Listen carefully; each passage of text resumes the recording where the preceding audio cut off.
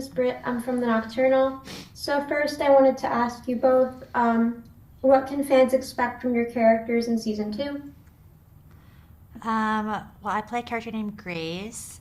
She is the younger sister of Zoe, and you see her on her wedding weekend, which during which her groom unfortunately dies the night of their wedding.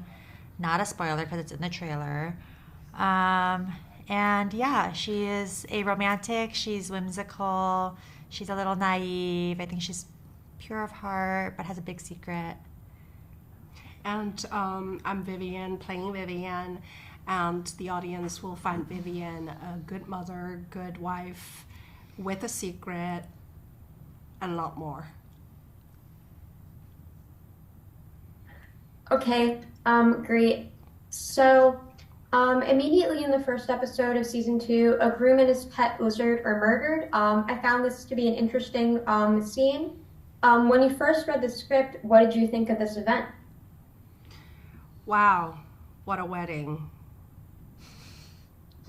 The lizard was actually, I think you're the first person who asked about the iguana.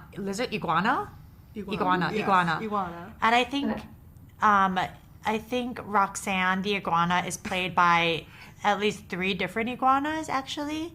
They're all very different, but we had a very talented animal handler, and yeah, great iguana actors. But it was also always a little precarious. They had to like tie a very invisible piece of string to the iguana and like tape it somewhere on Zach's body. My name is Britt Trachtenberg. I live in the Nocturnal. So for my first question, what can fans expect from your What can fans expect from both of your characters in season two? What can fans expect What from can they your expect from character? Well, I would say funny, wild, alien, unexpected, heartbreaking. Mm-hmm. What about for you? I would go with evil, bitterness, rage, alienation, isolation, and alcoholism. But it's a comedy. Which is so interesting. So Hannah's wardrobe and scenery within her episode, but within Hannah's episode, her wardrobe and scenery in both the present of that episode and the flashback contain vibrant colors. How does that connect to Hannah's traits?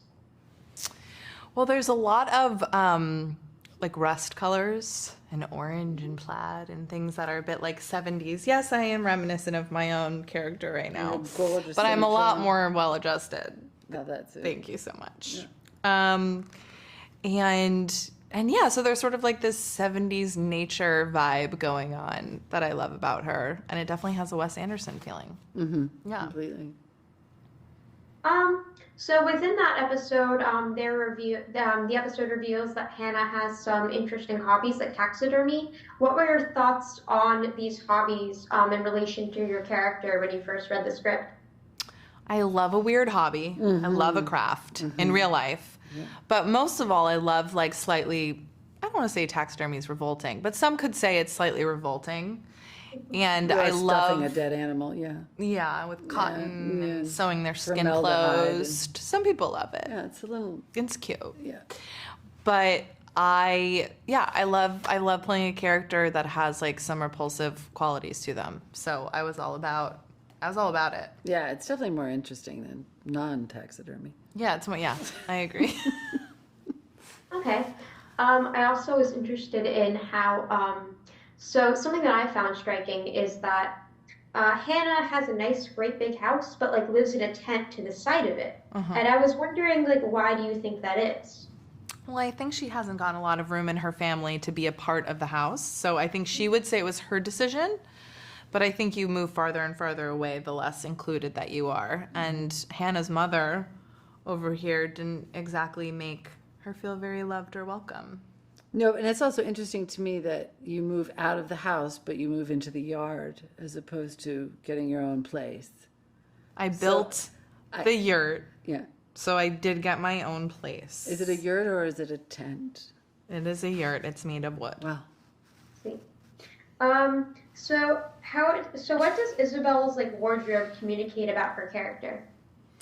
Well, at first I was like, oh, my color is blue. Because I always think of blue as a warm color. But in this case, I think the decision to do light blue was ice, which is cold, which is hard, but which can also crack. So I think there was an interesting decision to choose that, in that Isabel comes off as a very dislikable person, but that underneath that, is a lot of pain and a lot of fear and a lot of isolation and the feeling that she can't trust anyone and is kind of being gaslit by everyone's response to her. So I think light blue is the perfect color for her. I see. Represents ice to her, So, within season 2, each episode kind of plays with like a different kind of filter. So, like, some of them are like black and white, and one is sepia. And I was wondering, what kind of filter did you guys like best? Oh, that was my time. Okay. Oh, I definitely loved the black and white. yeah. That was a great place to play in that we don't get to play around in very often. And it was a great homage to the great classic black and white films of old. Yeah. So that was definitely a great opportunity that I don't think a lot of us ever have the opportunity to do. Okay. Well, it was great to talk to you guys. You too. Thank you. Thank you. Bye.